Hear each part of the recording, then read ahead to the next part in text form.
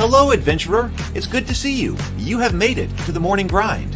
Welcome, welcome. It's the live stream at the beginning of the Geekverse, where we talk about all types of topics in geekdom, gaming, and fantasy, with an emphasis on being constructive and creating the things that we want to exist in the world. It's all on the grind, Sizemore. Can't be too fine, can't be too coarse. That's exactly right. There are a lot of adventures to be had today. Dungeons to explore and monsters to slay, and who knows what a random encounter might send our way. That's why we have to prepare, so settle in now for the morning grind with your favorite beverage in hand. Tea? Or maybe something a little stronger. I've got a few bottles of the old Wynyard left. Whatever you want. Pull up a chair. Dude.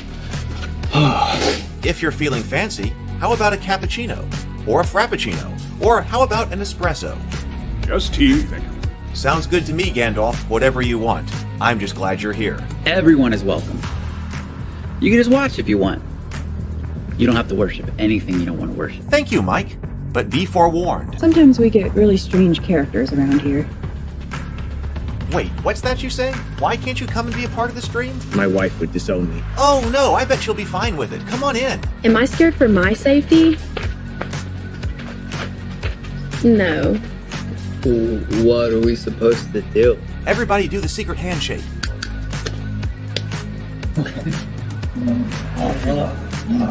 Secret cultist handshake. Oh, now do wizards who love each other.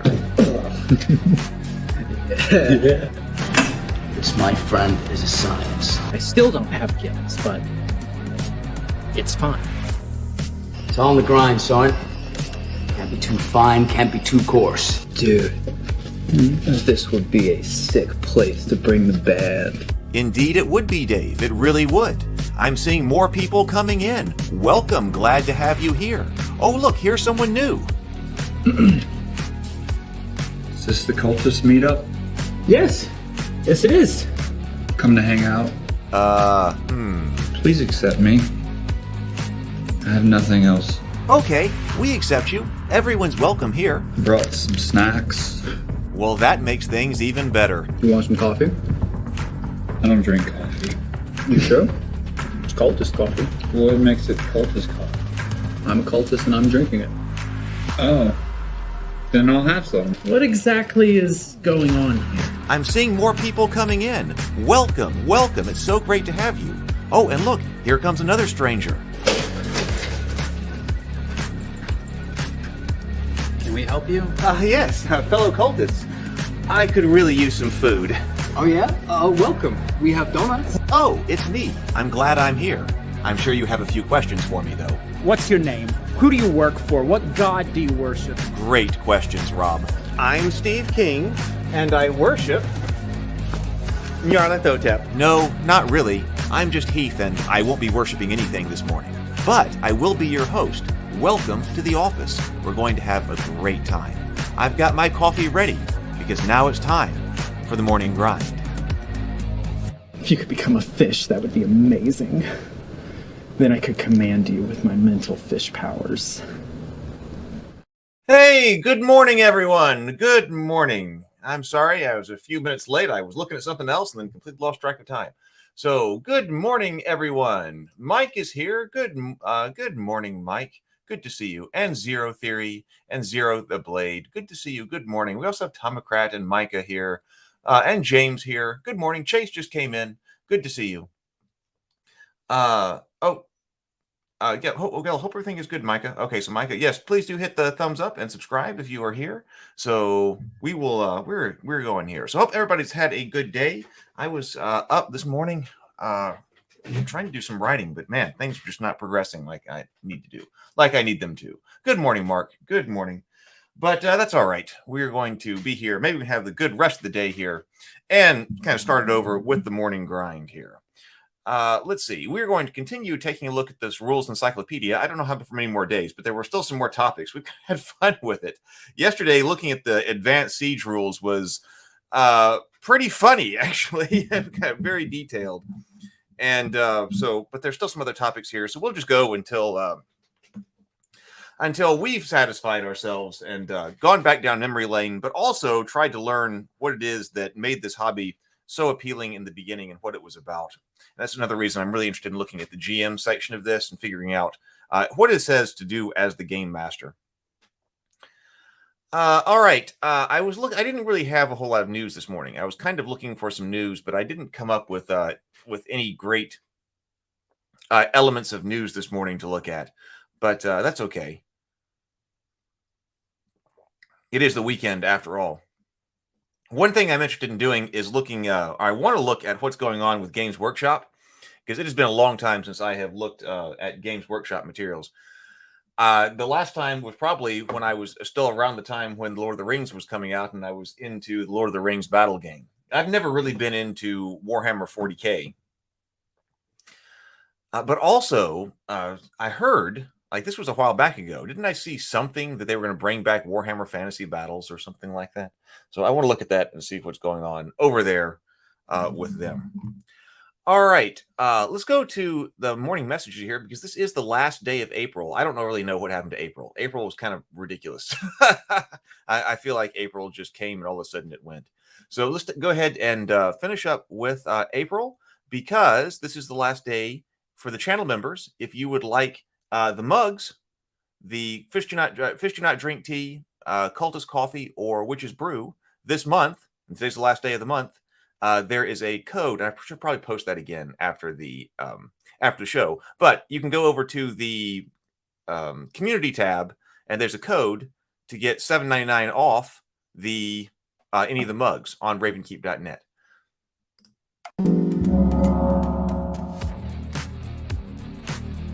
Fish are friends, not food. I'm a little worried about Rob. Yes, it's happening. Ever since we tried to summon Cthulhu, he hasn't been the same. I'm growing gills. Gills! My transformation into a deep one has finally begun. Rob, we don't see any gills. It's these kids getting involved in all this stuff causes them to go crazy.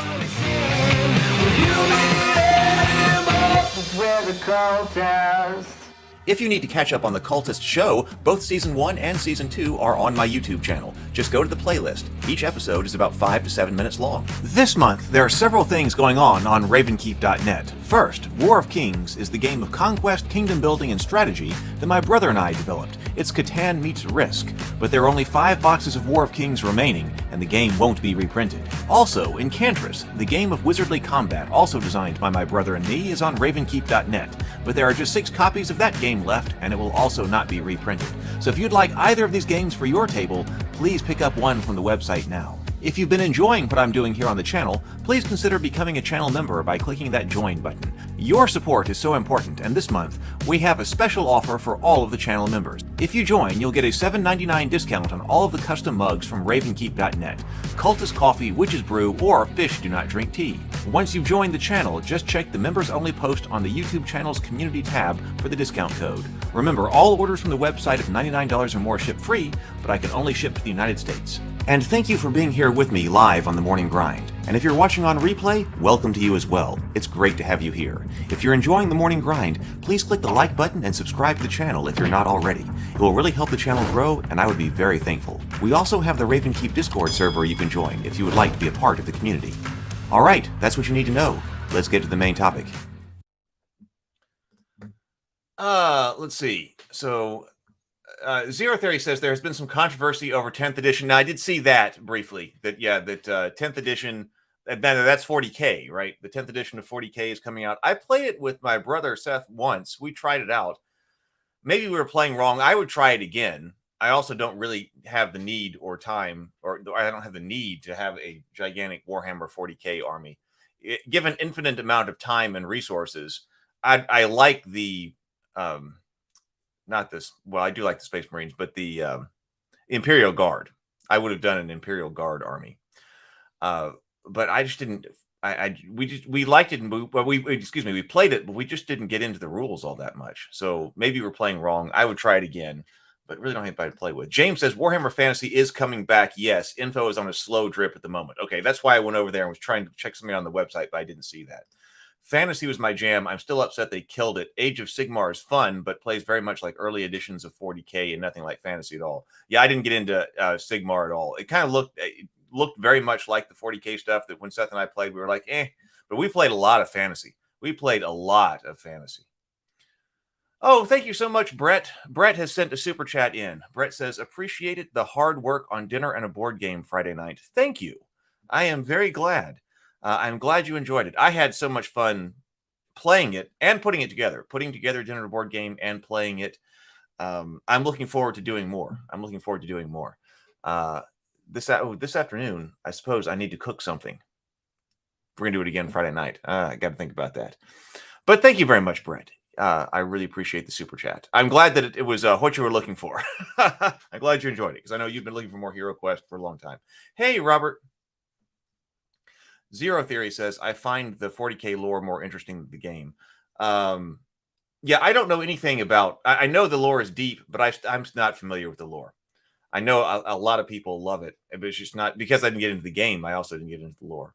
Hey, Vision, go play Pathfinder. Sounds fun. Mike Hansford says Warhammer Fantasy would be something to take a look at. If nothing else, the old one had monsters that blended well with Hero Quest. Right. Yeah. And that's why I always looked at Hero Quest and, being in the Warhammer world. Let's see. Was there something else to say about that? I forget.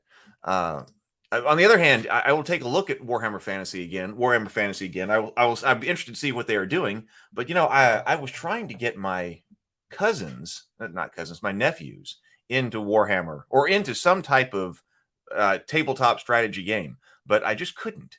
It didn't take. I got them all a bunch of the Star Wars Legion stuff. That was a few Christmases ago, and I painted up 50 stormtroopers over there, and I even assembled all of their miniatures for them so they'd be ready to go so they could paint or something. But I don't think they ever played. I went over to their house and played with them once, but I don't think it really stuck. And likewise, I think we played. Yeah, we even played the Song of Ice and Fire. I was into the Song of Ice and Fire game early on. I've not kept up with it since some of the initial releases, but the initial releases and stuff I had all of. But once again, I never got them all painted anywhere. I didn't get most of them or any of them painted. I got a few of them painted, but I also couldn't get that to stick. So chances are getting Warhammer Fantasy to stick would also probably not be easy, even though my brother and I would enjoy it. Attack Wing might be a nice game to introduce. Zero Theory says. It could be. I think we've tried that one. I can't remember if I played it with them or not. Hey, by the way, the Goodnight Sword Kickstarter, I should post that link as well. The Goodnight Sword Kickstarter, I didn't really do as much work as I wanted to yesterday. I think that was just recovering from dinner and a board game after Friday night. So that could be a problem. But still working on the internal Kickstarter page over there. I will let all of you guys know when that is the case. Oh, by the way, I saw that. I believe that was that Micah or was that Tomocrat? Who was talking about. Well, I can't find it. Somebody was saying they turned the Yeti hug break into a ringtone. So that's cool. In the Discord server. So the Yeti hug break has become a ringtone. I posted just it's like 8 seconds of Yeti hug break. And so we have heard that it's been successfully turned into a ringtone. So if you need it, it's there. And yes, you can do that. Oh, it's time for a Yeti hug break. Yeti hug break. Yeti hug break. Everybody go hug yo Yeti and show yo Yeti some love. If I need to post just the audio or something like that to do that with, well, I will. So, so that has been done. Oh, it was Tomocrat. Okay. Okay, so I might, if I can remember, I'll strip out or I'll just post strip out sound and post it.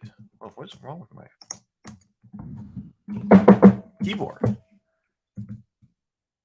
Post it to this. Oh, I got some grit in my keyboard. Oh, okay.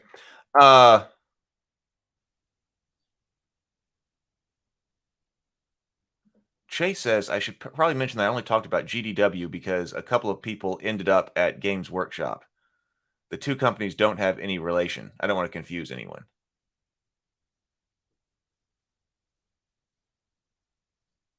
Oh. I'm sorry. I think I get something. Okay, so yeah, so the company GDW and Games Workshop different. Okay. Yes. Okay. So Sable Phoenix says, where did the Yeti hug break come from in the beginning? Well, from in the first place. Well, I made that. I made that. I made the graphic that you see here. I was confused. The only thing that I was like, what is Yeti hug break? And that comes from what it comes from is the Hero Quest Frozen Horror. And so when I was playing the Frozen Horror, I was taking a look, or when I was preparing the app for that, when I was preparing the app for the game, like under system settings for the game, it had a checkbox where you could enable Yeti hug breaks. And I was like, what in the world is a Yeti hug break? And first of all, why wouldn't you just enable it? Like if somebody asks you, would you like a Yeti hug break? Why wouldn't you say yes? And so I just turned on Yeti hug break. But then when I was looking that up online, what I found out was that in Hero Quest Frozen Horror, the Yetis have this ability called a Yeti hug. If they attack you, they grab you and squeeze you. And every time your turn comes around, it takes 2 hit points from you or 2 body points from you. And the only way to free yourself is if another hero comes up and kills the Yeti. So you can't free yourself. But especially in a solo quest, that means that if you were hugged by a Yeti, it's automatic quest failure and automatic death because there's no way to escape. But there's been apparently a common enough house rule to allow yourself some kind of basically strength check or something to get out of a Yeti's hug on your turn. And so that's what that is, enabling Yeti hug break. And so, but when I saw that, I was like, we've got to have some type of graphic to represent Yeti hug breaks. So that's what that is. Playing that, by the way, the Hero Quest, I mean, I played a lot of Hero Quest. But it was kind of interesting going through with the app because it plays things a little bit differently than I play them. And, first of all, you play things for years and years and years and years with Hero Quest. And okay, some things may be a little bit different than we played them. The line of sight, it was interpreting line of sight differently and revealing things differently than we ever played it. But also, the Frozen Horror quests are hard. Okay, let's bring up this. Here we are. Yeah, let me find my window. Here we go. So let's see. Let's go over here. I think we had just looked at experience points. Yeah, we were just looking at experience points and had kind of seen the different ways that you could get experience here. Oh, Mike says, yeah, that was part of the errata that they did when they released a pre-quest using that expansion. Okay. So that's why it was so it was part of the errata, which is why that was turned on. For how simple that game is, Hero Quest in general, there seem to be a lot of things that people are unclear about. And I was hoping that things like that they would fix with this re-release, that apparently they didn't.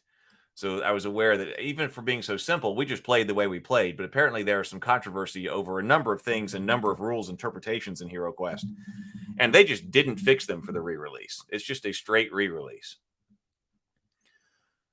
All right. Do we need to look?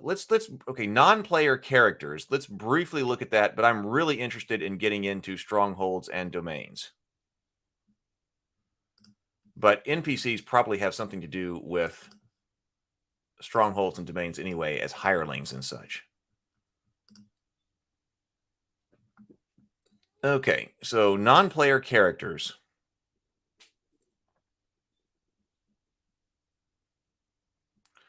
When a PC decides they need to hire some retainers, well, okay, so what is a retainer? A retainer is a person hired by a character to help out on an adventure or series of adventures. Retainers are sometimes called hirelings. Retainers are never characters run by players. Retainers are always NPCs run by the DM. The DM may prefer that PCs not hire retainers in his campaign. This decision is especially common where there are plenty of PCs to accomplish the campaign's adventures, or when the player characters are strong enough to handle the adventuring dangers. In some games with only a few players or with weak or inexperienced characters, the DM usually permits the PCs to hire retainers. When the PC decides they need to hire some retainers, the Dungeon Master can simply ask them how many and what kinds they want, past the game time it would take to find them, and announce that they've been hired. Or the PCs can go through the process of hiring them personally, and the players role-play the significant encounters and interviews. When using the latter method, use the following steps. The PC can, I think I would just have them hired. The PC conducts the interview. Let's see, the characters search for retainers. The DM decides how many people will apply to the jobs based on the money and terms the PCs are offering and the PC's reputation as employers, if any. The PCs conduct the interviews. They must pay the price they offer. Oh, they must specify what price they offer, what is expected of the retainers, and what the expected length of employment is.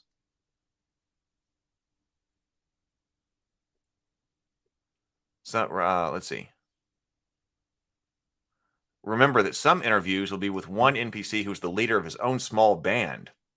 I guess if you're hiring bards or something. In such case, the PC will hire the entire band or no member of the band. They all come together.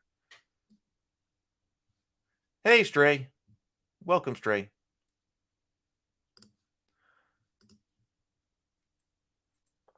Okay, so you can roleplay that out if you want to. Remember that the PC's charisma score affects the number of retainers they can employ. See your adjustment for that. So if the PCs feel they must have more retainers and the DM agrees, each PC should hire his own retainers based on his own charisma score. Retainer morale. The morale of a retainer is measured in the NPC's willingness to follow the PCs into danger. If the morale score is high, it's a high number, good morale, the retainer will stand fast. But if it's a low number, bad morale, the NPC may run away in a dangerous situation. So adjust for charisma with that.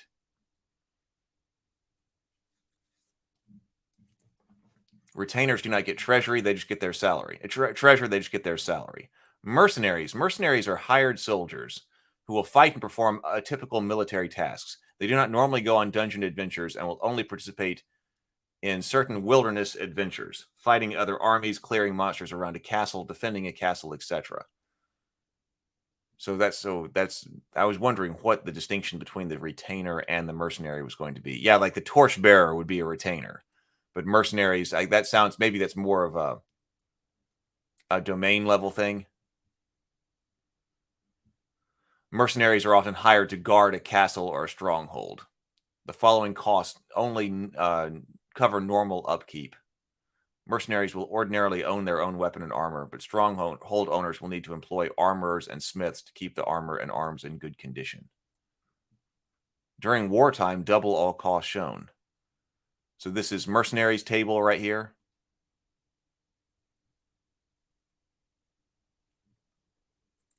And then specialists for certain types of skills.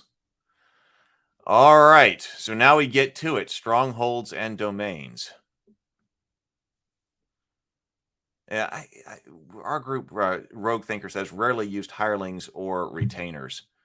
I don't really remember ever using them either. Hey, Rhino. Hirelings were a big part of this game, so an interview was important, Rhino says. All right, so let's see what's going on with domain level play. So this is something we've been curious about that we don't see in later editions of D&D. Well, it was a little bit present in AD&D, but certainly by 3rd and 5th, this is not something that we do. Okay, any character of any level can build himself a home if he has the money to do so. Until he is sufficiently experienced and well-known, he cannot build himself a stronghold, a fortified location that allows the PCs to assert his authority over the surrounding countryside. Now, we could compare and contrast this with the Stronghold Builder's Guide over there that Matt did. And I have played with the Stronghold Builder's Guide, and there is already a Dinner and a Board Game episode where we went over the Stronghold Builder's Guide. It's not called Stronghold Builder's Guide. It's called Strongholds and Followers. Strongholds and Followers. We didn't go all the way through that book, but we did look at it for about an hour on the Morning Grind. So if you're interested to compare, you can totally look up the Morning Grind episode on Strongholds and Followers. We could get into it in more detail, but one of the things to note, or that I remember about that book, is that game was book, that game, was very much about augmenting the PC's powers in the context of 5th edition, right? So 5th edition, we noticed here that you're not getting just new powers every level and new cool things every level. It was saying that a PC with a stronghold is going to be even more powerful using its rules, because they're going to be able to augment those strongholds are going to give the PCs even more power and level them up even further. Rhino says this had mass combat rules so you could do a war. Yeah, we just went through all of that. That was yesterday. That was like the last couple of days. We went through the war module and the siege module. And the siege module we had a lot of fun with. The siege module was hilarious. Because the advanced siege, man, you're talking about keeping track of a lot of details. Man, that was totally in this game. There was a simulationist type of approach to that. It totally was. So it'd be interesting to compare and contrast this to. So Strongholds and Followers was trying to bring this back to 5th edition, but it seemed like in a very 5th edition way. And I wasn't all that satisfied with the combat, like the war rules in Strongholds and Followers. We did use them in a game, but I was a bit underwhelmed. Now, it was very gamist, which was completely different than what we read through here, whereas this is very simulationist. That was very gamist. And in a way, yeah, very abstract and gamist, whereas this was very simulationist. So dealing with authorities, when the character reaches name level, which is 9th level for most classes, 8th for halflings, we normally assume that he has sufficient experience and reputation in that the region's rulers, kings, princes, etc. approve of him becoming a stronghold ruler and are cautious or respectful enough of him that they prefer not to oppose him on this matter. The following guidelines describe how the characters will go about becoming stronghold rulers. Now, we kind of looked at this already, because we looked at what happens when you reach name level when we were going through the classes. But we do have some additional information here.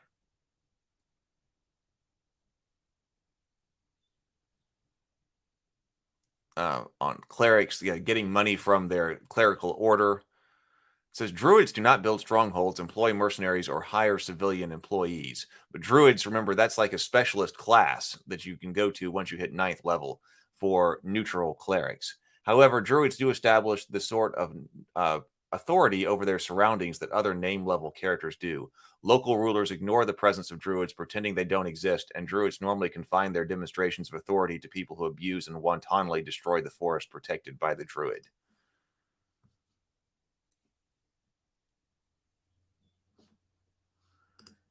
Zero Theory says, when I DM'd and the players want hirelings, I don't disallow it, but I make sure there are consequences if they treat them as fodder. All people have families that look for their lost ones. Yeah.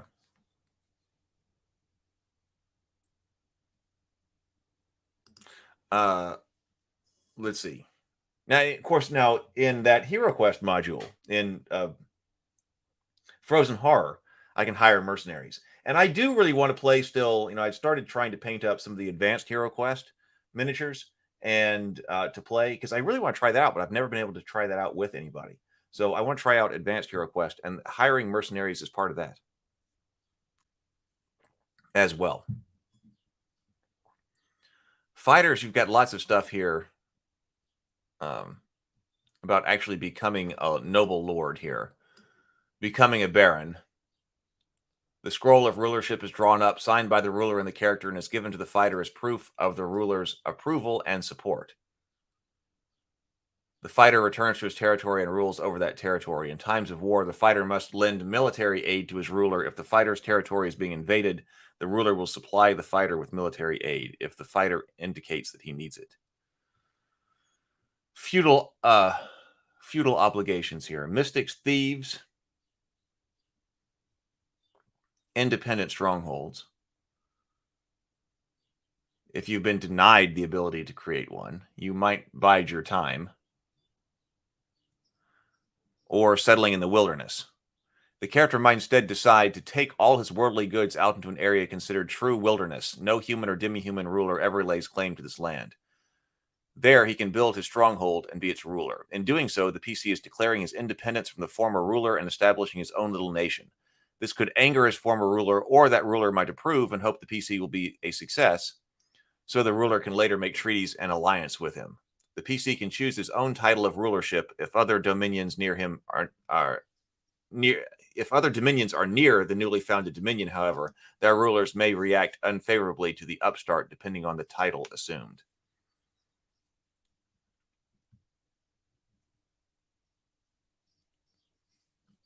Don't move into one claimed by a monster.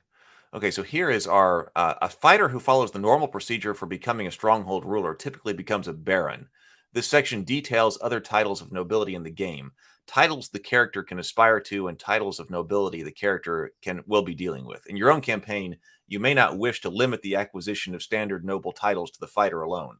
A thief posing as a fighter might follow the fighter's procedures. They'll probably have a secret thieves guild headquarters in his stronghold, for example. You know, I was still trying to think about the running a world in this domain level play and how to do that. And I have not been able to come up with some great way to run a world online. Is anybody doing like some like massively multiplayer games online might be like that, but I don't know if anybody has been doing running a world. I was thinking that it might be easier than running just a standard role-playing game because of the time scale involved. You know, like the play-by-posts and things like that. Some people get them to work as far as doing a role-playing game goes, but sometimes I find that they kind of get slowed down because if you're trying to figure out what happens, I mean, you need a lot of interaction between the players and the game masters if you're going to do something like dungeon delving. But if you're going to be doing something like running a domain, then sending in some kind of message or something just weekly might work because each turn may be an entire week or something like that. So it seems like it would be easier to do like that, but I don't know of anybody or any type of system that's out there for people to do this.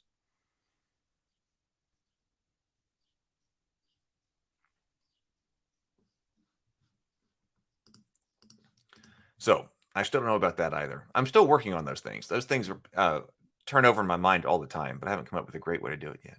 So ruler reaction table, assumed title, baron, viscount, count, marquis, duke, archduke, other.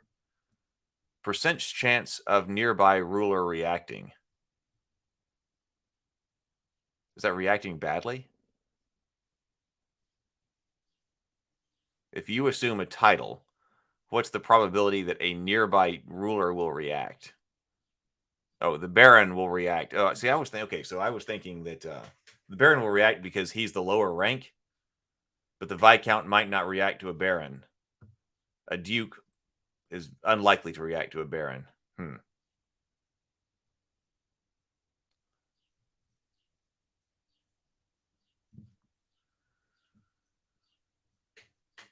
Let's see. If the PC has a dominion within the structure in an existing realm, then the PC's title is based on the following. Both masculine and feminine terms are given, feminine in parentheses. All titles are cumulative. For example, a king could be a duke, marquis, count, viscount, and baron. Yeah, but not in the same realm. That's kind of odd.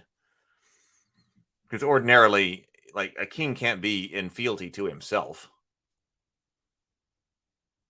Now, like the King of Great Britain and Northern Ireland, okay, he's also the Duke of, if you're also the Duke of Normandy, because Normandy is not inside the United Kingdom and Great Britain. So you could be that, but it would be odd for you to be that within your own kingdom because you wouldn't be in fealty to yourself. Rogue Anvil says, I think something like World Anvil might be helpful for that. A lot of work for the GM, though. Yeah, I was adding Tales of Rabavania stuff to World Anvil. And I like World Anvil for creating the pages. But one of my problems there with the World Anvil thing was that even though I really like it for the creation of the page, and I think it's going to make a really nice website for Tales of Rabavania and Theophany one day, is its lack of executability. That it doesn't, it's a reference, but it doesn't actually do anything as a way to execute it. Mark says, yes, in the same realm. That's how feudalism worked. Are you saying that you can be you can be? What I'm saying is it would be odd to be your own vassal. The Pathfinder Kingmaker module is a more recent take on running a realm domain. Maybe it goes on things to review for the morning grind. I don't know anything about that. That sounds like something we should look at. Pathfinder Kingmaker module?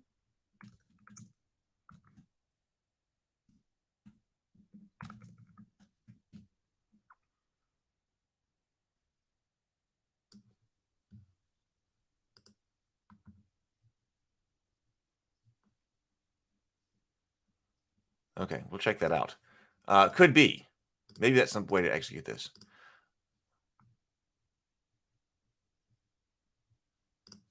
Real royalty might have several titles. They might be a baron and an earl. The Queen Victoria was Empress of India, Queen of England. Yeah, exactly. That's what I'm saying.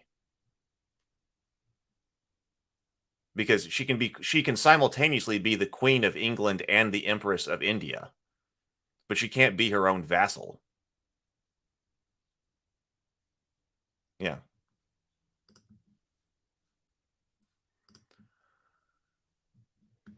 What this is saying that all titles are cumulative. It says this says all titles are cumulative. For example, a king could be a duke, marquis, count, viscount, and baron. And I said that, well, he could be, yes, because you could be like you're talking about, the king of one realm, or the queen of one realm, just like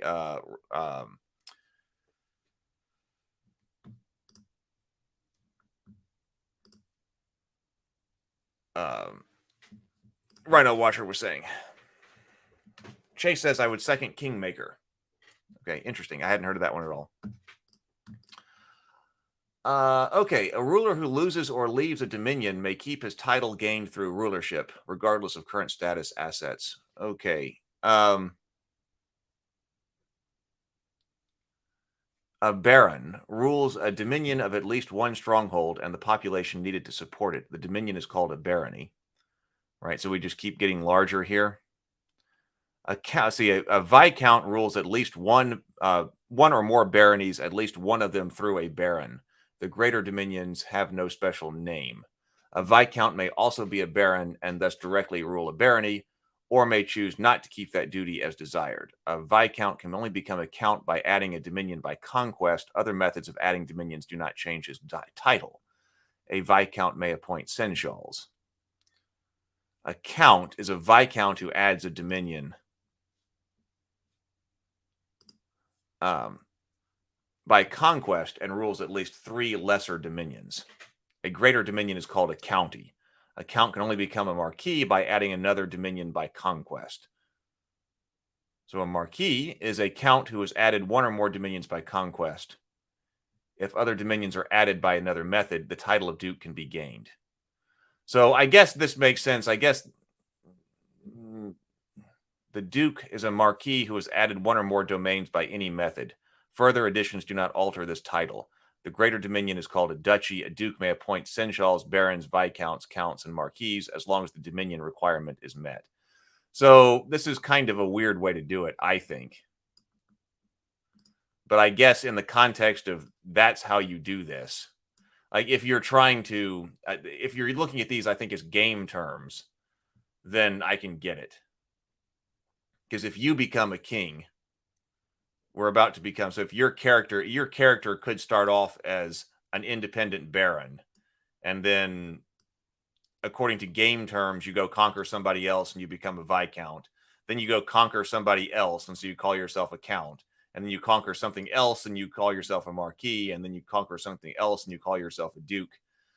And then you someplace get in here and we may call ourselves a king. So I guess that's saying that, hey, it's cumulative because you started small and then built up. I guess that's what it's saying. The term royalty is reserved for kings or higher rulers and their families. Any royal ruler may have desired reserve the right to bestow noble titles. The following definitions are for D&D game purposes and do not precisely match the historical titles of such names, which seems to be the case with these royal titles as well. The noble titles as well.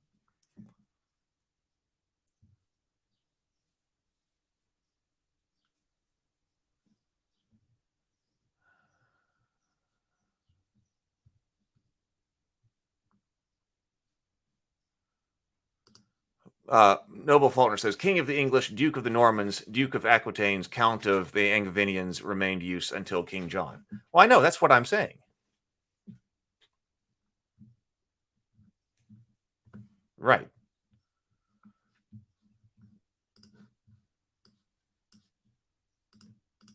You can totally be all of that. But that doesn't mean, but you wouldn't be, the king of the English is not also the Duke of York, for instance.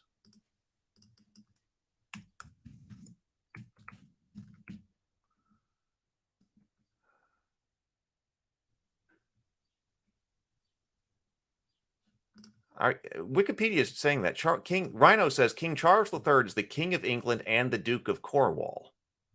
You mean Cornwall? Wikipedia says the Duke of Cornwall is a title in the peerage of England traditionally held by the eldest son of the reigning British monarch, previously the English monarch.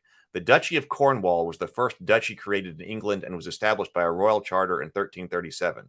Prince William became the Duke of Cornwall following the accession of his father, King Charles III, to the throne in 2022, and his wife, Catherine, became Duchess of Cornwall. At least according to Wikipedia, King Charles is not also the Duke of Cornwall.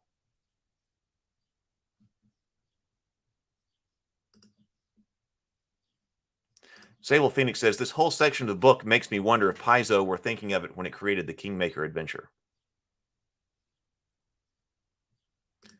Well, Mark also says that, so maybe Wikipedia has it wrong. That the King of England is also the Duke of Cornwall?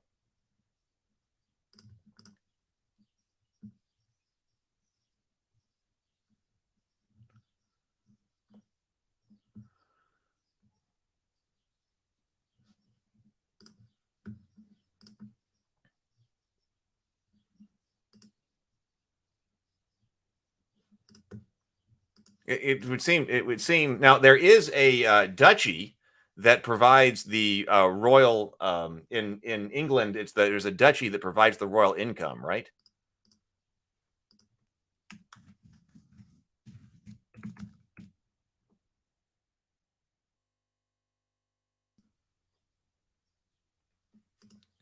Zero Theory says this is very England centric. Any love for Jarls? Well, I noticed you say it's England centric, but I noticed that it doesn't have did it have Earl? Did we pass by Earl? Oh, I lost my. It has Count here instead of Earl. But anyway, an archduke is a duke who is a relative of the king or emperor and who rules a dominion in the kingdom or empire. This dominion is called a grand duchy. The title can also be given by an emperor to an independent duke who joins the empire, although this is very rare. A prince or princess is a child of a king or emperor, whether by birth, marriage, or adoption. A prince is usually a baron, but he need not be a dominion ruler unless desired. A prince cannot grant other titles unless a dominion is ruled, and the limits of the dominion rank apply. For example, a baron prince can only appoint seneschals. The dominion of a prince is called a principality. The crown prince is a prince who will inherit the kingdom when the king dies. An imperial prince is the prince who will inherit the empire when the emperor dies. The king or queen is a ruler of a large, greater dominion or a kingdom. A lesser dominion within it are ruled by archdukes, dukes, and other emperors. An emperor or empress is a ruler of a group of independent dominions, each of which is ruled by a king, queen, archduke, duke, or lesser ruler.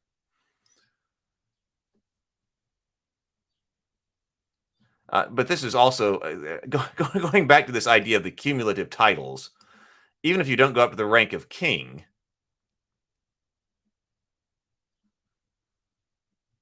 like if you become a viscount, You don't have to be all of them. I don't know.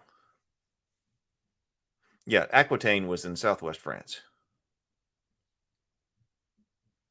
Yeah, there were other noble titles in. I remember that in the AD&D guide as well. It took the equivalents of different countries as well.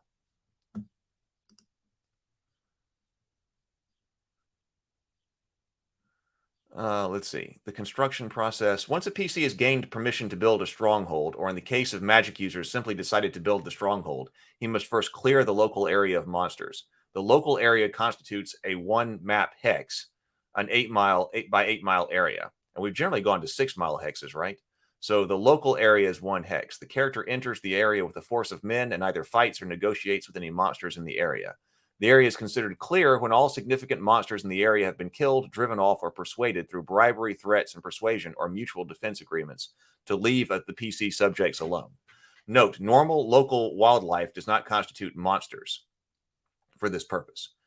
The PC will have to clean out any man-killer animals, but does not have to destroy normal animals in the region, which is good. Stronghold plans. Most characters build strongholds that are medieval-style castles, a series of smaller buildings surrounded by a large stone wall. The whole complex is built so the builders may add extra sets of walls.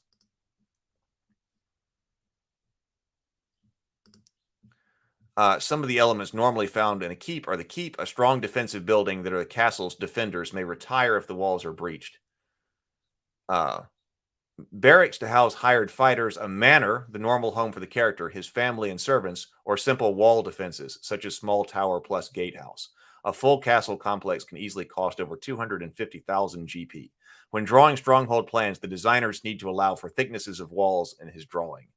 A castle's outside walls are about 10 feet thick, tower and guard houses are about 5 feet thick, and some stone walls are about 1 to 2 feet thick.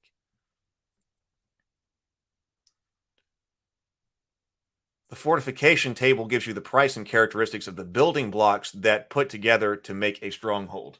Oh, by the way, so actually, we've got several different rules for this. Let's see here. Brandon says, I was just doing some research, and it seems like the titles are similar to holding positions in a company. You could be CEO of your own company and also the CFO of somebody else's. Right, yeah. See, there were lots of examples that people gave in here where you are holding titles to a bunch of different places, but you're not holding a vassalage to yourself within your own realm. Because yeah, it can get very complicated, especially when you've got multiple domains and they're separate, and one person can hold and be in fealty to multiple people and hold different ranks within all these different ones. But it's during the same one, like your ranks are cumulative, like it was saying. That seems strange to me. But we did talk about also the castle guide. We've done one morning grind on the castle guide, and we looked at it a little bit because it went into this kind of thing as well. But I would say in a much more, let's say, typical fantasy way in here. But we didn't get into, I think, building or combat here. We might have looked actually at just the general idea about how to construct castles. So this idea did kind of return in AD&D here in the castle guide. We didn't get into its siege and warfare rules, which we could. So there's also siege and warfare rules in here, but it's very much simplified. And I do actually remember, I just flipped through this yesterday, and I noticed something, I don't remember where it was in here, but when it starts talking about the siege rules and warfare, it says something like, this subject could get very complicated, but in order to simplify it, we're going to make some assumptions. So it looks like whoever was writing this might have been like, okay, wait a minute. We've been through everything that's here in this rules cyclopedia kind of stuff. Can we simplify this? So that's the castle guide is kind of a simplified version of this. And then you get to strongholds and followers, which is what Matt did. And we kind of simplify and abstract it again.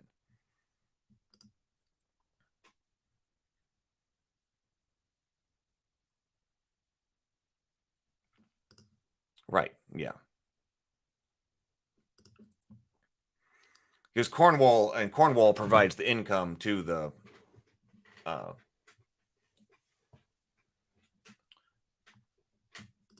child of the crown prince.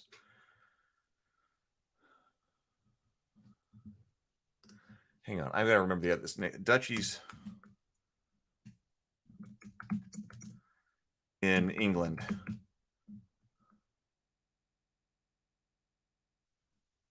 Because it's just because you're a duke doesn't mean you actually have a duchy anymore.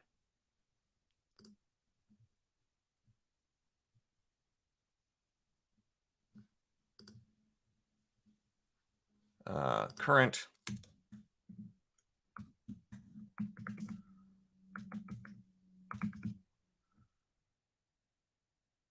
Lancaster.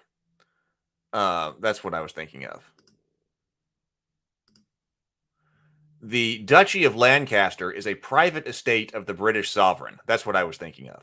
The estate has its origins in the land held by the medieval Dukes of Lancaster, which became under the direct control of the monarch with Henry Bolingbroke. Then the Duke of Lancaster, the then Duke of Lancaster, who ascended the throne in 1399.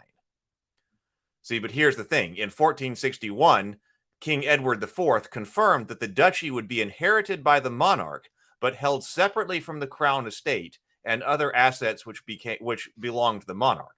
So there's nothing wrong with him inheriting this duchy, which is different from the dukedom. And then this one right here, what does it say? In the modern world, that actually provides income to the monarch.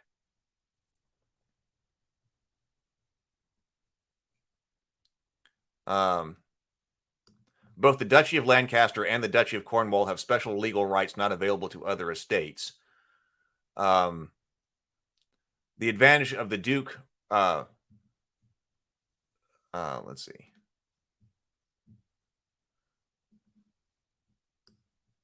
But what I want to know is the Dukes of Lancaster. See, the Dukedom of Lancaster is an English peerage merged with the crown. It was created 3 times in the Middle Ages, but finally merged with the crown when Henry V succeeded to the throne in 1413. Despite the extinction of the dukedom, the title has continued to refer to the reigning monarch of the United Kingdom in relation to the County Palatine of Lancaster and the Duchy of Lancaster, an estate held separately from the crown estate for the benefit of the sovereign. So,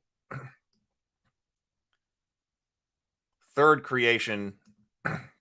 Yeah, this tells me that the Duke of Lancaster went extinct in 1413 with Henry of Monmouth, when Henry of Monmouth succeeded to the throne and his title merged with the crown, which to me that makes total sense because the king would not also be the Duke of Lancaster. Doesn't mean that he can't derive income from that duchy, but yeah, the title merged with the crown, which means the king could recreate the duchy, create somebody else the Duke of Lancaster.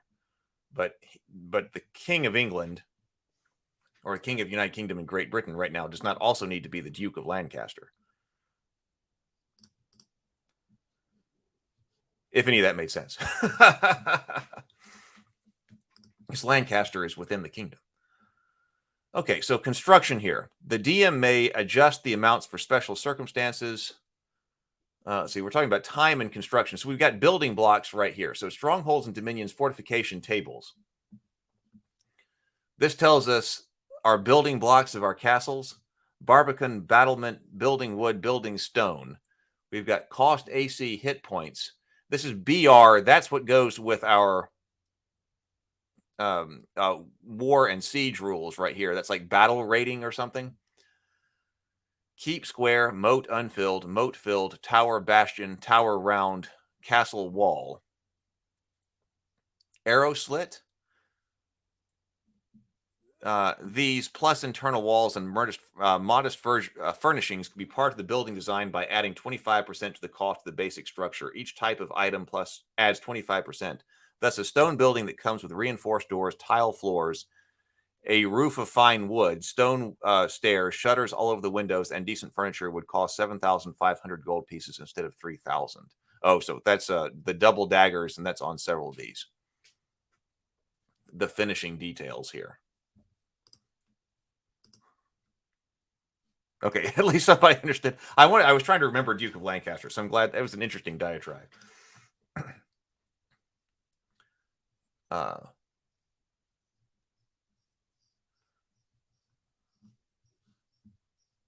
Now, which I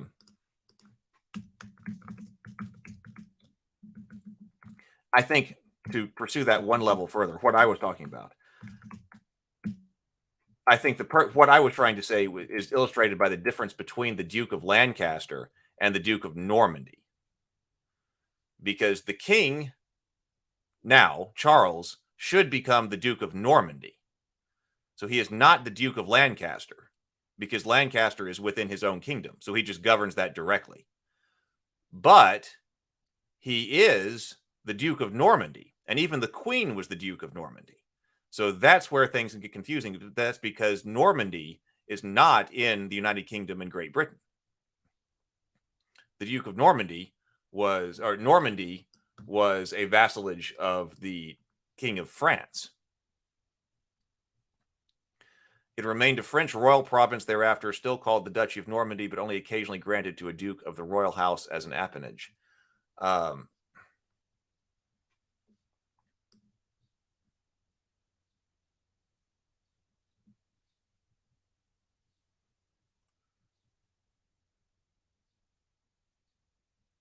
And the reason that modern usage, in the Channel Islands, the British monarch is known as the Duke of Normandy, irrespective of whether or not the title is male or female. So in that case, she didn't use Duchess, because the Channel Islands are the last remaining part of the former Duchy of Normandy to remain under the rule of the British monarch. Though the English monarchy relinquished claims to the continental Normandy and other French claims in 1259, the Channel Islands remain crown dependencies of the British throne. So that's why the King of the United Kingdom and Great Britain can also be the Duke of Normandy, because Normandy was not part of that kingdom.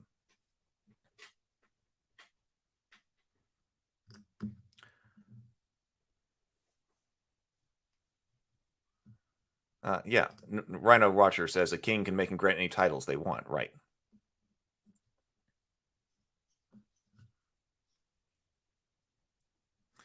Rogue Thinker says European royal titles could be a great complicated board game and then add others of areas of expansion packs, maybe a card game. Has anyone played this game, Fief? Makes me think of this game, Fief. I've really wanted to play that game too, but I've never had anybody to play with it. It has to do with France. It has to do with royalty in France, and also and also becoming Pope.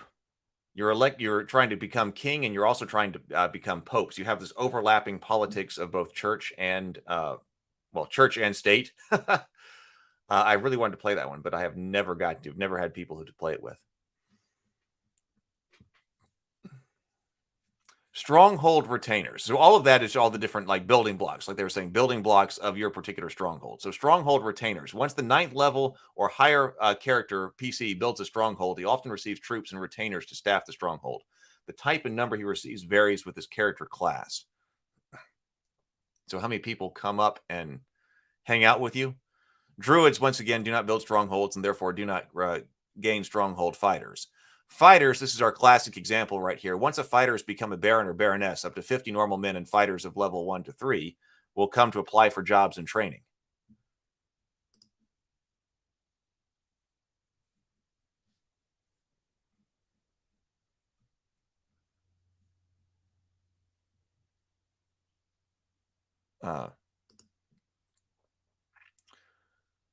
Once a fighter who becomes a baron or baroness, up to 50 normal men. We saw that on the attack tables. 50 normal men. What exactly is a normal man? But 50 normal men are going to show up, and fighters of level 1 to 3 will come to apply for jobs and training. The NPCs may be of any alignment. If hired, they do work for pay. They must be paid standard rates for mercenaries as described in Chapter 11. In other words, a newly landed noble fighter will not have to look around too hard to find troops, but he does not get free ones like the cleric and the demi-humans do.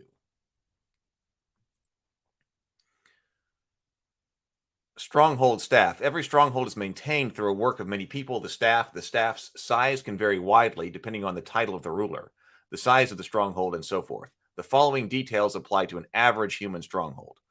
The staff is of the same race as the PC. The mixed staff will eventually cause problems. The rulers may keep garrison troops in the stronghold, but again, problems fighting among themselves, taking orders will arise if they are of different races. The ruler is directly served by stronghold retainers and servitors. If you're familiar with the idea of retainers, some stronghold retainers, however, aren't so much paid specialists as unusually loyal and well-regarded employees or noble-born subordinates working for the PC because they admire the PC. Stronghold retainers are never relegated to menial tasks. A servitor is a particularly loyal servant or craftsman, either gaining the job through inheritance, often gaining the job through inheritance. Many other types of common servitors include armorers, barbers, carpenters, cellarmen, cooks, dairymen, falconer, gardener, grooms, etc. Peasant workers. Most of the normal work in the stronghold is done by peasants from the nearby community. The peasants work without pay. It's their duty to the ruler. Household servants, herdsmen, and others are trained and given food, but not normally provided shelter unless in times of war and siege. The number of peasants available is determined by the population. As an average, each peasant family consists of 5 persons. 5% of the peasants are available to serve the ruler. For example, a barony of 100 families, 500 persons. In this particular time, the baron would have 25 peasant servants. When visitors come, another 5% of the peasants can be temporarily used as servants if needed. In larger dominions, even the original 5% may not be needed to serve all at once, except at tournaments. Advisors and officials, chaplain, engineer, guard, captain, herald. Here's our magist, 9th level or higher magic user who's responsible for all the magic needed in the stronghold. So then you end up hiring others, or I guess you could hire, it says NPC or PC. This may simply be a hired NPC or PC living permanently in his employer's stronghold. So that comes back because we saw that under magic user when they hit named rank. Mark says a normal man is a 0th level human. Right. Normal, yeah. Rogue Thinker says 50 normal men all look the same, wear the same clothing. They showed up. Here are your normal men.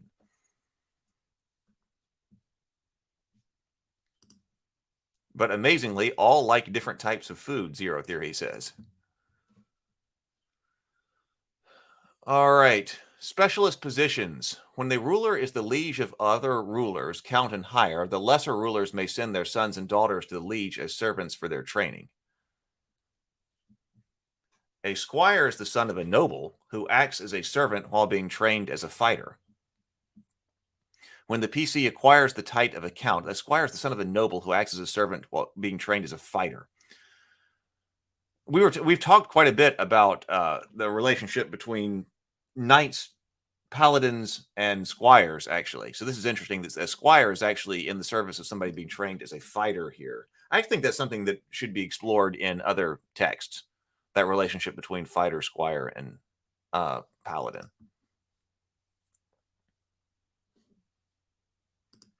When the PC acquires the title of count, lesser rulers of his dominion offer him 1d6 squires. Squires become first-level fighters after 6 months of training and then gain at least 1 level of experience per year. A squire's training is finished when he reaches 5th level. Well, that's interesting. A squire's training is finished when he reaches 5th level. The squire then must return home and is usually replaced by another beginner squire. Knights usually have 1 to 3 squires assigned to them for training by the noble involved. And we haven't really seen what it means to be a knight in here that I've seen yet. But that's interesting that we're going up to level 36 here. So that also gives us an idea of what experience levels you're supposed to be at different, or what it means to be at different experience levels. This says that, so a squire is basically one of these normal men, a 0th level kind of character. After 6 months, they become 1st level fighters. And so when you become a 5th level, when you reach 5th level, your training as a squire is complete. So 5th level would be something like knighthood. A lady in waiting is the daughter of a noble within the ruler's realm, acting as a servant but often actually in search of a husband. From 1 to 4 ladies in waiting will be sent to a PC count only if the PC is female or is married. The wife or grown daughter of a male PC may be sent ladies in waiting. Ladies in waiting are trained and closely watched by the matron of the stronghold.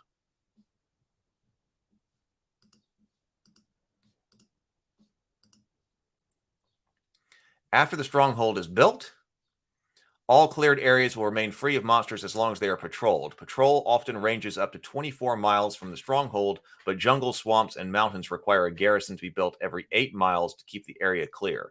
Additional areas may be cleared and settled. By the way, so Pathfinder Kingmaker. I should write that. Oh, I'm still missing. No, I'm still missing my notes. I'm going to write that down over here so I don't forget that one to look at. Pathfinder Kingmaker.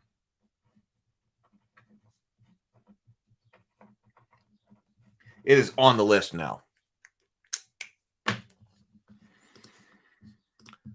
Okay, so here is how it's defining a dominion. A piece of land that is owned and ruled is called a dominion. It may be of any size, and the ruler can be a PC or an NPC. A dominion could be a small tower or an acre of land, a mighty empire with thousands of people. All PC ruler strongholds, both human and demi-human, are called dominions.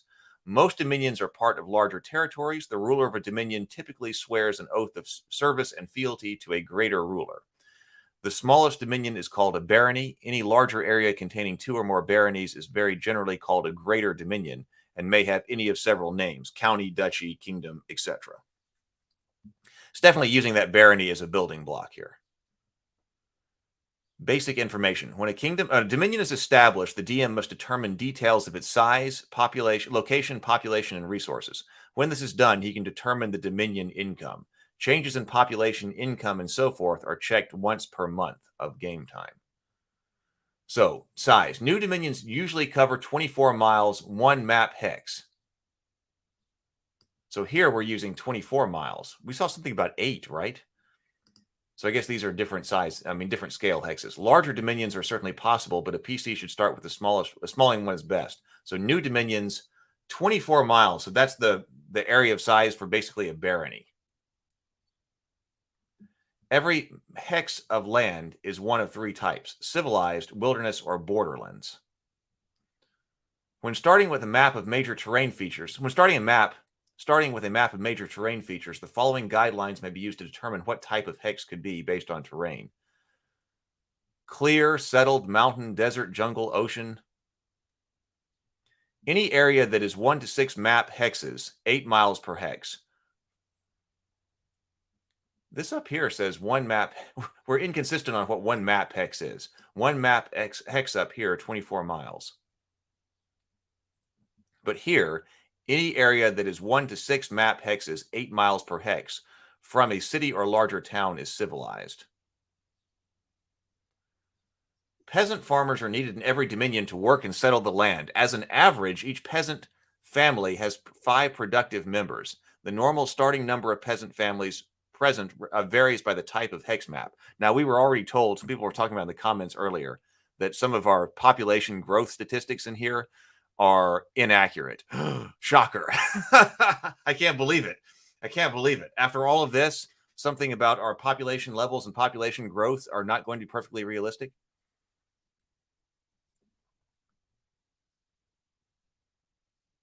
Well, see, that Micah says that's 6 months is insanely short for a squire's training. That usually took 5 to 6 years. See, that's exactly what I would have said too. But then it comes and tells me that it actually takes longer to finish squire training. So it tells me after 6 months, you become a level 1 fighter. And then you gain at least 1 level of experience per year. And that you're done when you're level 5. So actually, that does make it something like 5 or 6 years that you're going to be there and be a squire. So that makes sense. It's just that the squires can be anywhere from level 1 to level 0 to level 4, and maybe into level 5. When you reach level 5, then it's time to go home. Mark says it would be interesting to blend special positions. Squire could be a male or female. The counterpart to a lady in waiting would be like a gentleman esquire. Zero Theory says, what is a knight is something I'd want to answer in world building. To me, I mean, I would too, right?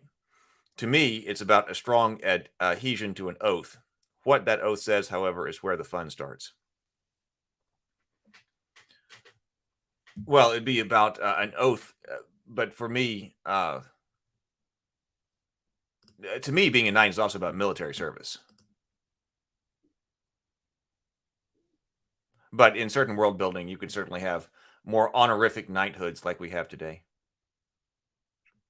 So let's see, population families. Each month, the population will grow or decrease by itself at a rate determined by the number of families present. This might be it. Population families, 1 to 100. Wait, each month, the population will grow or decrease by itself at a rate determined by the number of families present. If you have 1 to 100 families, each month you will increase by 25%. If you have 100 to 200 families, every month the number of... Is this the number of families or number of people?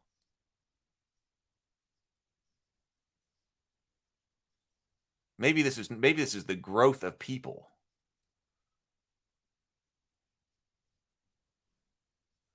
If you have 201 to 300 increase, you get 15% more every month. But then once you get up to 500 families, you only increase by 1% to 5% per month. Also, any hex may gain or lose 1 to 10 families per month for any of many reasons: accidents, weather, good or bad harvests, etc. Why wouldn't you just go ahead and incorporate that? If you're gaining or losing, any hex may gain or lose 1 to 10 families per month, but you're also, oh, this is per month. Yeah, okay, this was also per month, actually. I thought this was yeah. So this is per month. So why not go ahead and average those things out? Okay, we gained this month, but then let's roll over here. We lost 1 to 10 families. So we're rolling one D10 over here. We had an accident over here. What type of... Oh, there was an accident. We lost 7 whole families. What type of accident is it where you lose 7 whole families? Weather, good or bad harvests.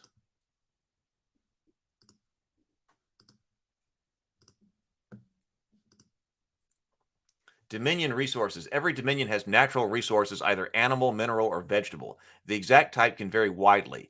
Peasants use and provide resources, and rulers gain tax income from them. First, determine randomly, using a D10, the amount of resources in any dominion, for dominions larger than 1. Next, select or randomly determine this type of resource. When selecting, consider the location of the dominion and its terrain. Okay, so here's our 1 resource, 2 resources, 3 resources, or 4 resources. And what type is it? Animal, vegetable, or mineral? Animal might be dairy, fat, and oil, fish, fowl, herds, bees. Vegetables might be things like farm produce, food stuff, oil, fodder, food and timber, paper, and wine. And mineral is something like copper, silver, gold, platinum, etc. Domain administration. The ruler of a dominion sets all laws and tax rates and controls as much of the lives of the peasants as desired. The ruler's liege normally leaves all matters in the hand of the local ruler without interfering except for the most extreme cases. The greater rulers expect stability and very little else. The dominion ruler has a chief judge and lawmaker. The ruler holds various courts for formal occasions. In court of law, criminal cases are judged. Courts of honor are held in which awards of all types are given out, or types are given out. Okay, dominion income. Each dominion ruler receives income from 3 sources: standard income, resource income, and tax income. Standard income is service equal to 10 gold coins per month per peasant family. This is not money. It's the value of services and materials from various sources used in paying taxes to one's liege for holidays and visiting nobles. Peasants work the ruler's fields, raise and tend animals, act as servants, build the roads, repair buildings, and so forth. This is a simplified game mechanic. Okay, this simplified game mechanic is used to represent many aspects of medieval life. I'm really disappointed there. I'm really disappointed that we went with the simplified mechanic for this instead of everything else. Why all of a sudden choose to simplify that one?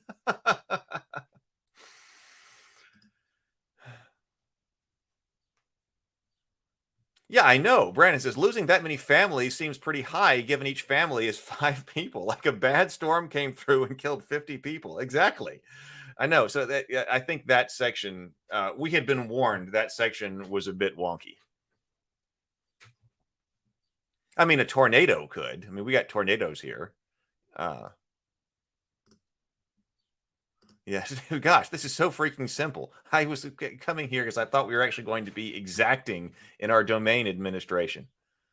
So tax income is normally 1 gold piece per month per peasant family paid in cash. The expected rate, although now you got me thinking about, like, while heroes are traveling through while your PCs are traveling through the different hexes or things like that, each one of them may gain, this says this hex may gain or lose 1 to 10 families per month. This is definitely wonky. The increase here just seems like we got some extremely fertile people here, but their fertility changes depending on how many of them you get. Once you get more people, they become less fertile, I guess. But this also says any hex may gain or lose 1d10 families per month for many reasons. I was just focused on the loss here, but also the gain here. So what are you supposed to do? Like, how would you generate that? Like 2d20, like a d20, would that work? So that you have like negative, you need -10 to 0 to +10. And that's how many families per month each hex is gaining or losing. But how can you also, you talk about having a massive accident where you lose, a lot of people. That would be like 50 people if you rolled a 10. But also, what type of accident could you have when you gain 50 people in a month? Like, even if you have a really good harvest, I don't think you're going to accidentally gain 50 extra people because of that. Zero Theory says down to the copper. Yeah, now see, Rogue Thinker says a lot of the gains from people are people moving and not just births. So yeah, and this could be it too down here. If you're gaining or losing, some people are moving over here. If you gain some families over here and you lost some over here, they just moved around, which makes sense. But then why account for that? If you just got people moving around, why is that?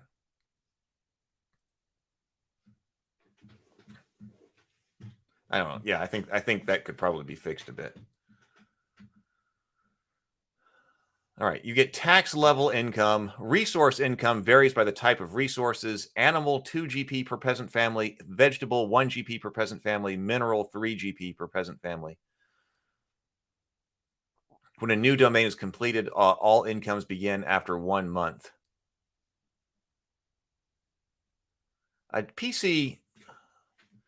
PC rulers gain experience points through rulership by collecting resources and tax income from their peasant subjects.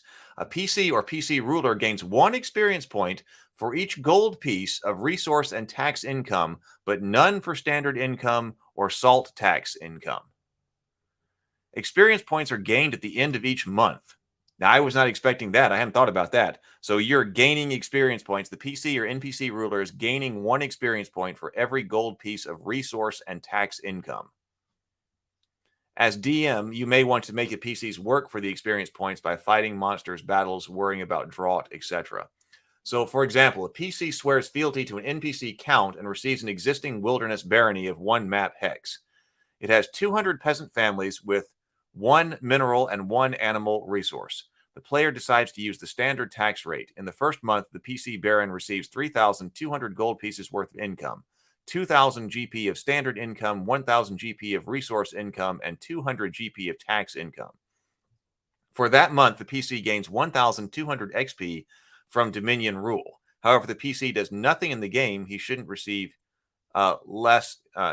However, if the PC does nothing in the game, he shouldn't receive less experience points.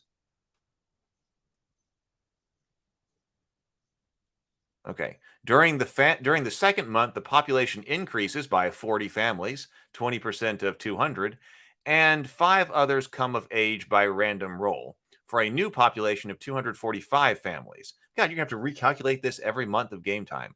The total income for the second month is now 3,920 GP, 2,450 GP of standard income, 1,225 GP of resource income, 245 GP of tax income. The experience point total for the second month is 1,470. Huh.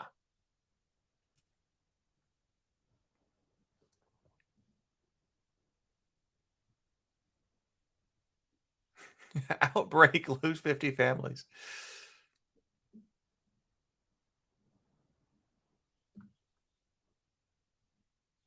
Neat system. I'm just looking at comments here. Yeah, you'd think the surf population might be a bit more stable than that, Brandon is saying. Modify this procedure as needed to maintain game balance.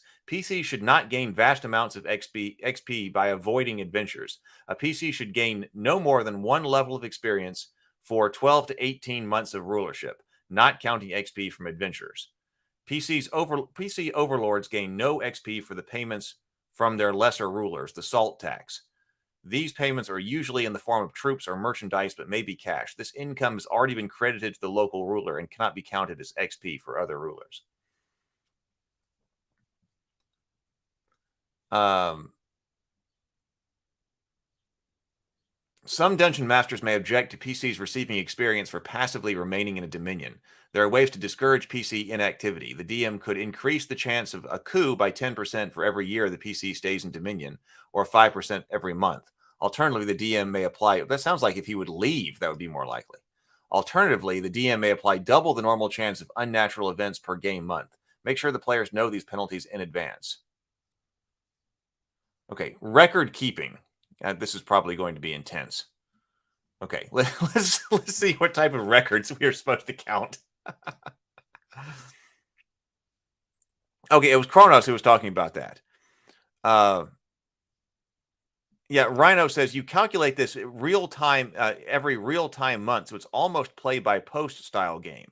Yeah, that's what I was talking about. Like, how would you play this? Like, is there some way that we could do something like this? Because I still think about that, and at this level of play seems better for play by post play than like trying to raid a dungeon.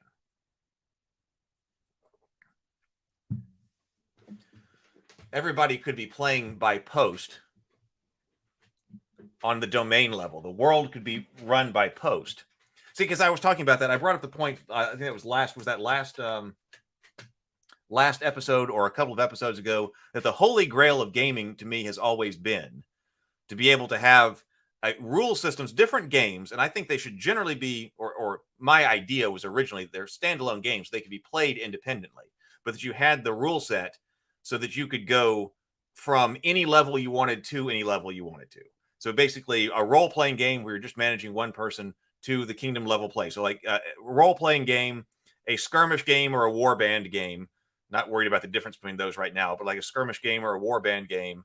And then, a battle game like Warhammer Fantasy Battles where you're just enacting, or some other war game where you're enacting one battle specifically. But then you need a game above that where you're dealing with the actual campaign. Campaign is in a series of military engagements to take an objective. So you're at the regional level of dealing with a military campaign.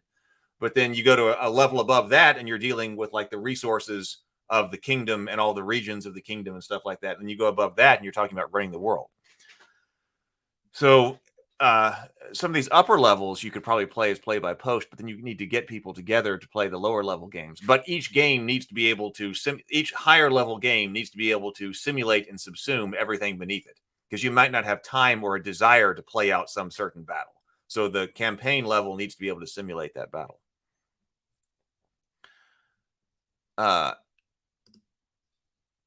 Okay, so yes, it was Kronos who was talking about the population gains. Yes, we just had that conversation. Yes, so it was saying that warned us in advance, saying that hey, this is going to be wonky. Yes, and Kronos made this. Kronos Chiron made this into software.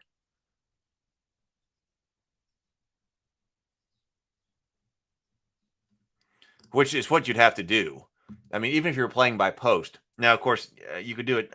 I've tried to deploy things online, and I don't know too much about that, but I could, make the Python scripts. If you've got the game master who has like some Python scripts over here, who passes some information to that to get all of this calculated and send it back out to people.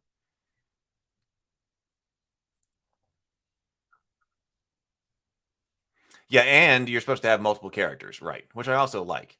This assumed to be playing several characters, so this was something to do while one character, your wizard's healing or some other character is out of action for a while.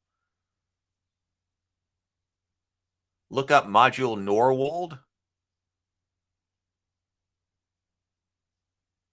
Module Norwald? I don't know what that is. Okay, let me look it up.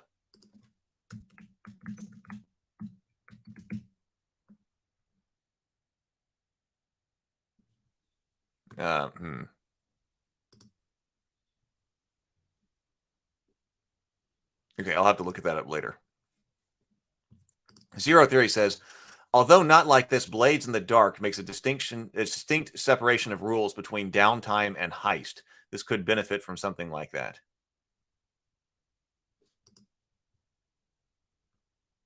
All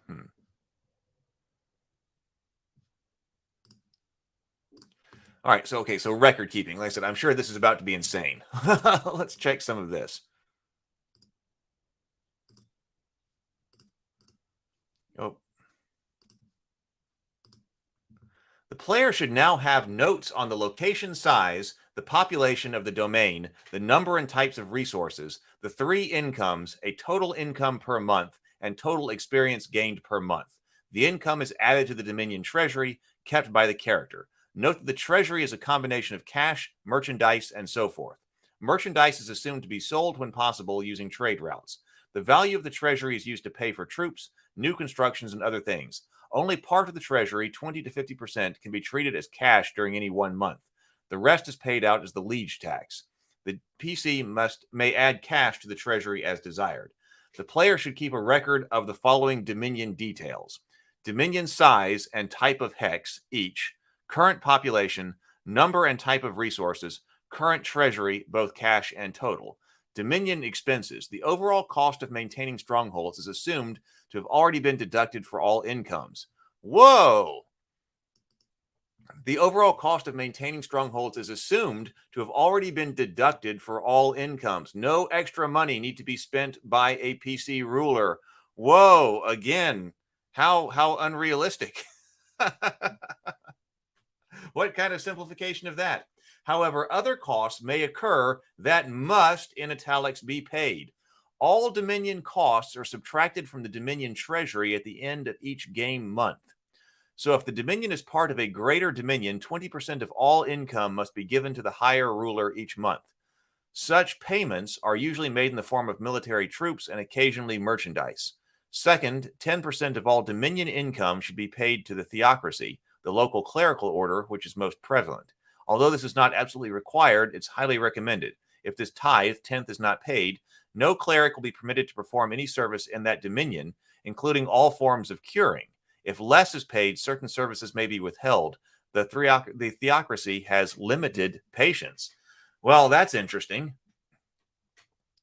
If the tithe is not paid, no cleric will be permitted to perform any service in that dominion. Huh. So your tax money in the domain is kind of keeping the clerics performing their magic and doing their thing here. It's almost like you're under interdict then.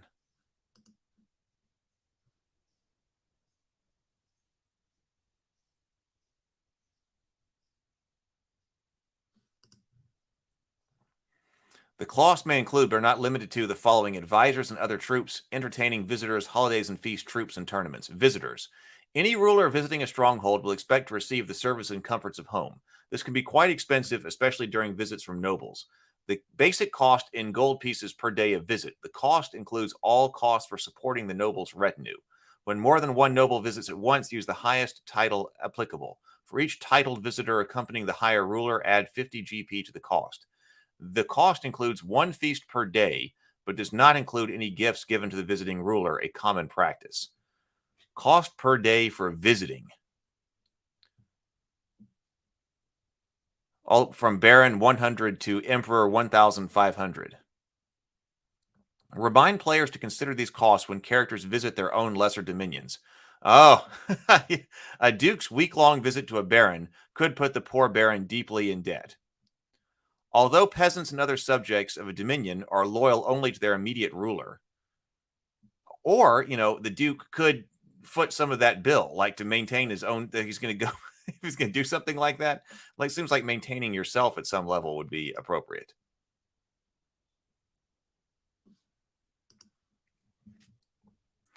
Although, bringing up the healthcare of the clerics, if they're being paid, if the tithe is being paid by the noble, are they still expecting you to be paying when you come and get their cure spells? I wonder what the relationship between those things are.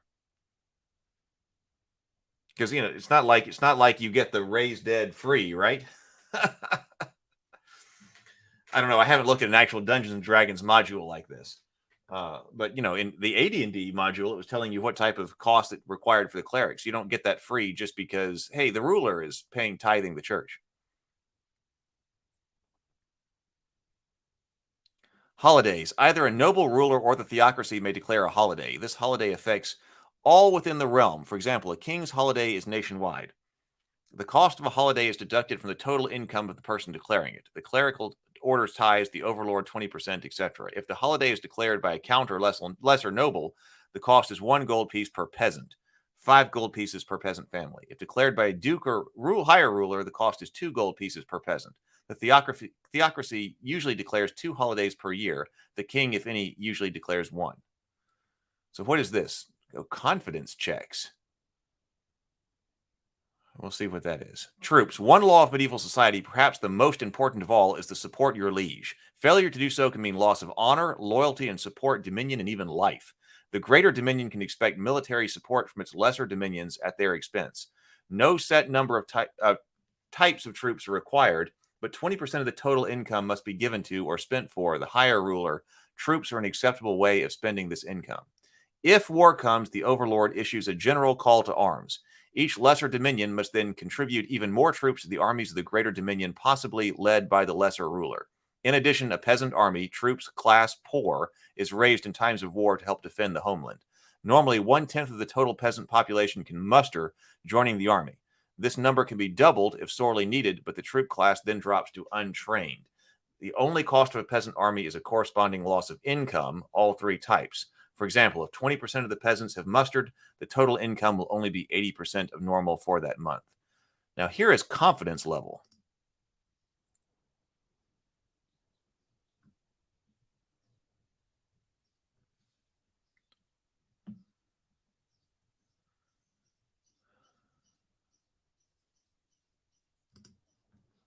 Let's see. Dominion confidence level. A Dominion confidence level is a measure of the populace's satisfaction with their ruler, ranging from 1 to 500. The confidence level is checked each game year, as is often needed otherwise. The current confidence level should be noted, along with the notes on population, income, etc.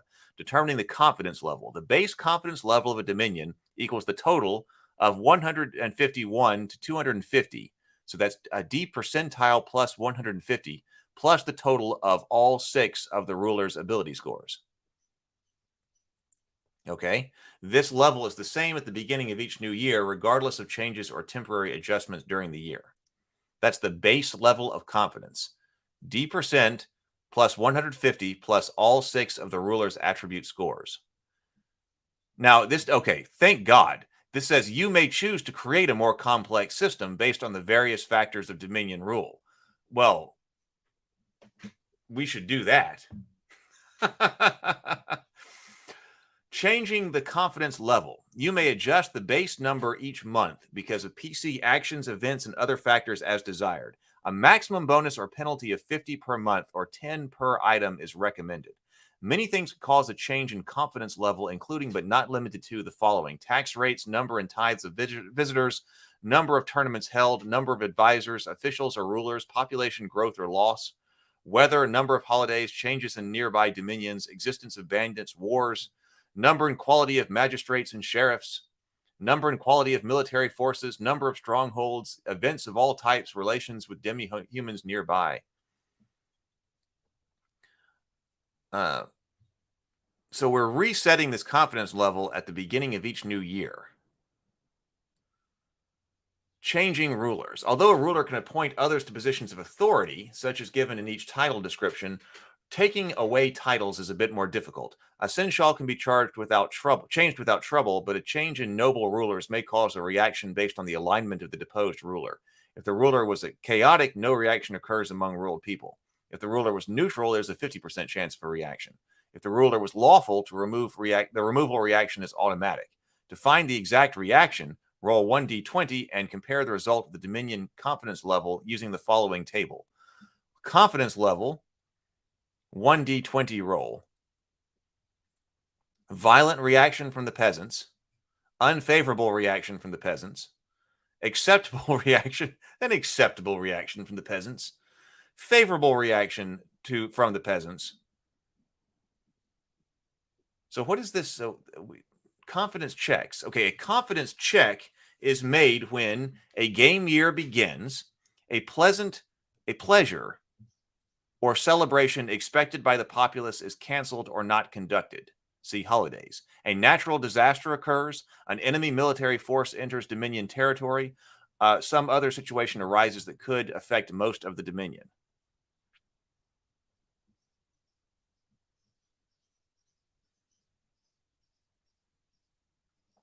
Okay, so the chats that I need to look at, or the modules, CM2 Death's Ride has the coolest cover of all time.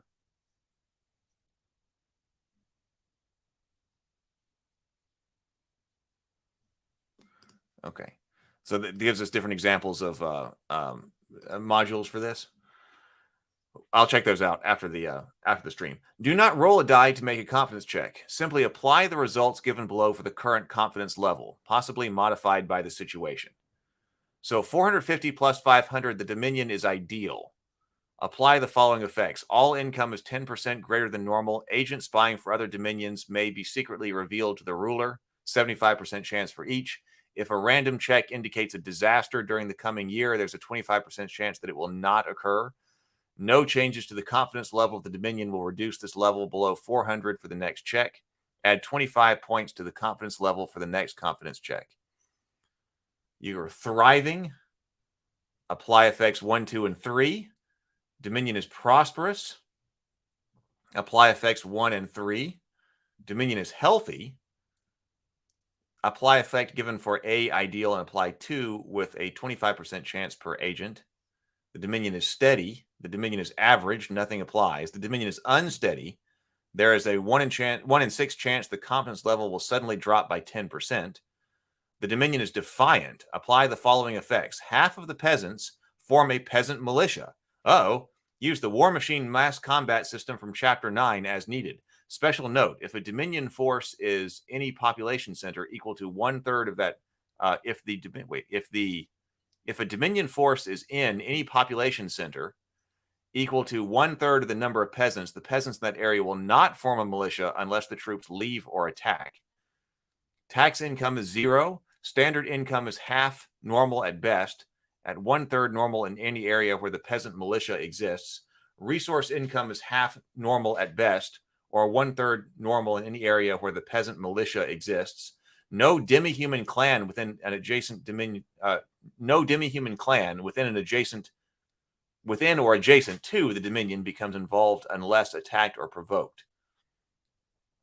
The Dominion is rebellious. The Dominion is belligerent. So apply the effect 2 as defiant and just keeps getting worse. All officials, trade caravans, and parties and travelers will be attacked by bandits. Any of the Dominion's forces moving within the Dominion will be attacked by peasant militia, brigands, enemy agents, deserters, and hostile demi-humans. All demi-humans are hostile. Clans not in or adjacent to dominions forbid trespassing and commerce.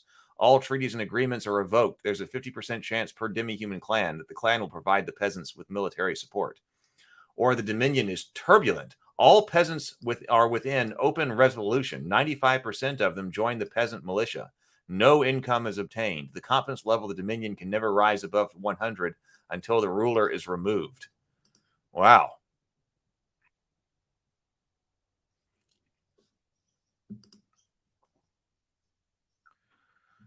Changing rulers. We just went over that. Dominion events. How much? We're going way over time here, but how much time? Oh, we're almost done here. Okay, we're almost done. Dominion events. At the beginning of each game year, when a confidence check is made, the DM can also select or randomly determine events, both natural and unnatural, to occur the coming year. A percentile chance is given for each event to determined randomly. The DM may modify chances as desired. Each dominion should have 1d4 events per year. Random results should be modified for balance. 4 disasters in a single year could wipe out a dominion, which is usually unfair.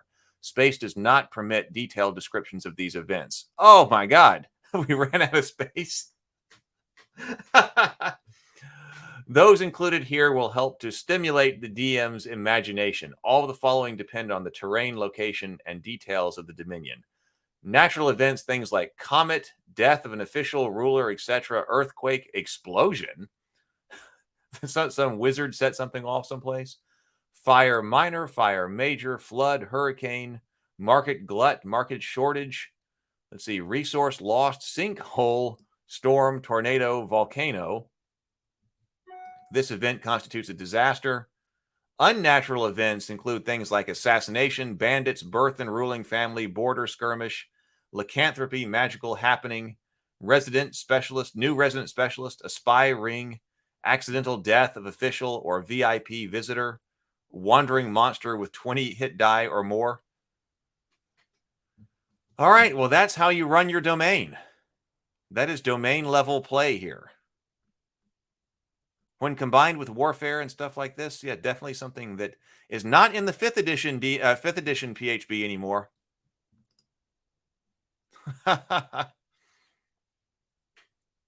Rhino Walter says, undead do not talk back. Just saying. The reason to be an evil lich was here in those rules. I'm glad, like I said, I continue to be glad that we did this. Learning something about the past of our hobby that I just didn't know about. Like I said, it was some of it was kind of present in some parts of AD&D, especially like when you start to add in something like the Castle Guide. It's kind of why I enjoyed the Castle Guide, but it was not anywhere near this detailed. So there is one other thing that I want to look at. So I guess we will continue for another day, and that is this Dungeon Master Procedures, to really see what it says about how the Game Master should be running this, what the Game Master should be doing here. So that's kind of a longer one too, but I want to check that out because people talk about the different different ways of game mastering that has also evolved over time. So I think that's an interesting thing to look at too. So tomorrow, that might conclude our look at the rules Cyclopedia. We have been on this for a while. So depending on how far we get into the Dungeon Master Procedures, that might wrap us up. But I want to make sure we take a look at that section as well. Tomocrat says, have we looked over Immortals? No. We briefly saw something about that. Let's see. Is that a whole separate section here? Dungeon Master Procedures. Chapter 14 is Monsters. Chapter 15 is Immortals. So should we look at Immortals? Maybe we should. So maybe there are 2 more topics. So what is this? As characters reach higher experience levels, they will become aware of powers even mightier than they, powers beyond mortal ken. The influence of these powers is deeply interwoven with the fabric of campaign events, and it becomes clear that these superior beings manipulate the world, perhaps the entire multiverse, according to their own desires. These beings are the Immortals.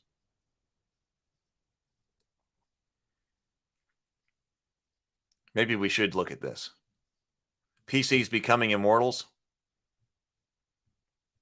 Okay, so maybe this is also a topic we should look at. So let's look at what our other topics were. So we are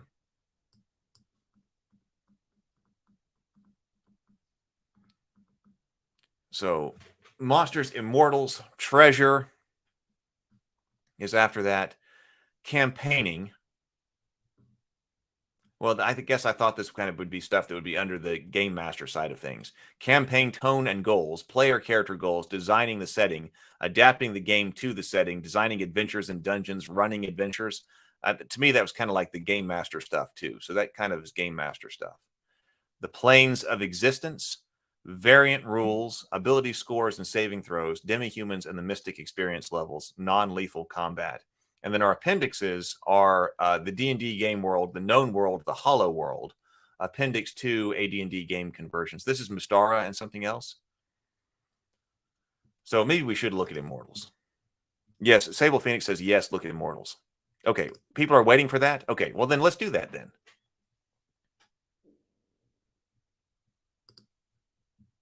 Interchrono says erasers were a big stock market item to invest in back in the day.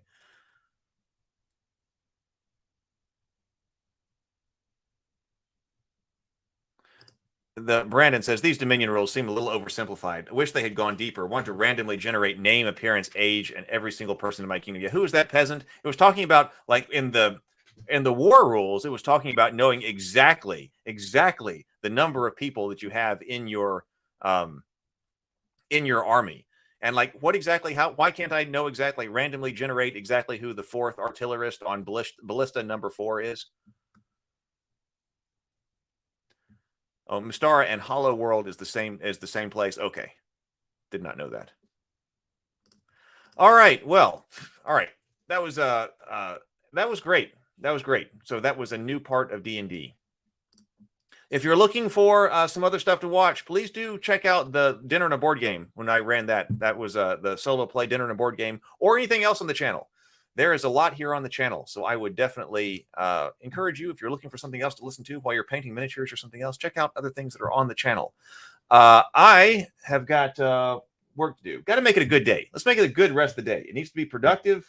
Like, how can you make the rest of this day an ideal day? I need to be productive. I need to be creative, and I hope you are too. But until I see you in the morning, everybody grind on.